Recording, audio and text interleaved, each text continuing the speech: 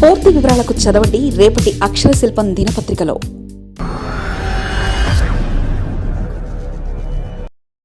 రారమ్మని పిలుపు. వైసీపీ నుంచి వారందరికీ ఆహ్వానం. ఆ నేతలు రీఎంట్రీకి రెడీ అయిపోయి అధినేత జగన్ నిర్ణయం జరిగిపోయిందా? రాజకీయాల్లో శాశ్వత మిత్రులుండరు, శాశ్వత శత్రువులుండరు. ఎందుకంటే అవి రాజకీయాలు కాబట్టి.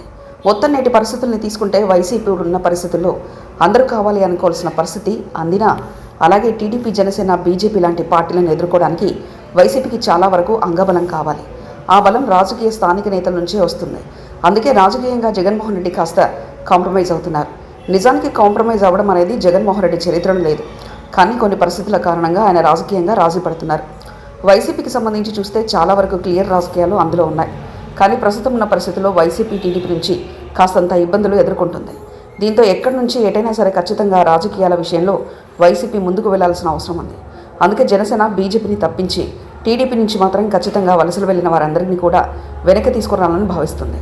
అందుకే కీలకమైన అందరూ కూడా ఇప్పుడు వైసీపీకి రావాల్సిన అవసరాన్ని గుర్తిస్తుందట. వైసీపీ వ్యవస్థ ఆధునీకరణ అయిందని ఈ విధంగా భావించవచ్చు. ఎందుకంటే వైసీపీలో ఎప్పుడు కూడా పొమ్మంటే పోయే వాళ్ళే తప్ప ఎవరు వెనక్కి పిలవరు. ఇప్పుడున్న పరిస్థితుల్లో వైసీపీకి కీలకమైన నేతలను వెనక్కి తీసుకోవాలని భావిస్తుంది. వైసీపీని వీడిపోయిన నేతలు తిరిగి పార్టీలో చేరతారన్న ప్రచారం మరోసారి ఊపందుకుంది. అందుకు వైసీపీ సోషల్ మీడియానే కారణమని చెప్తున్నారు. 2024లో అధికారం కోల్పోయిన తర్వాత వైసీపీ నుంచి కొందరు కీలక నేతలు పార్టీ నుంచి విడిపోయారు.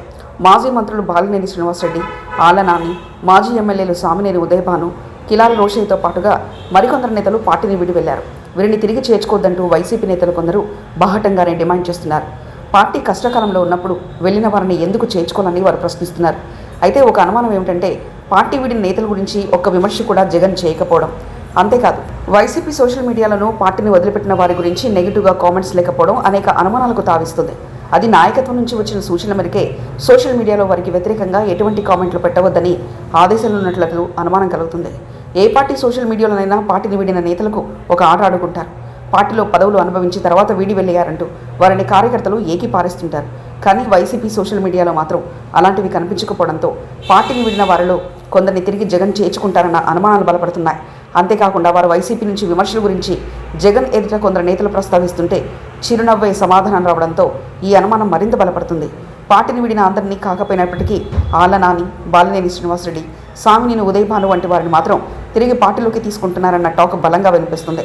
మరి జగన్ నిర్ణయమే ఫైనల్ కావడంతో ఎలా ఉంటుందనేది మాత్రం ఆసక్తికరంగా మారనుంది. మరిన్ని కథనాల కోసం సబ్స్క్రైబ్ చేసుకోండి మీ అక్షర శిల్పం. పూర్తి వివరాలకు చదవండి రేపటి అక్షర శిల్పం దినపత్రికలో.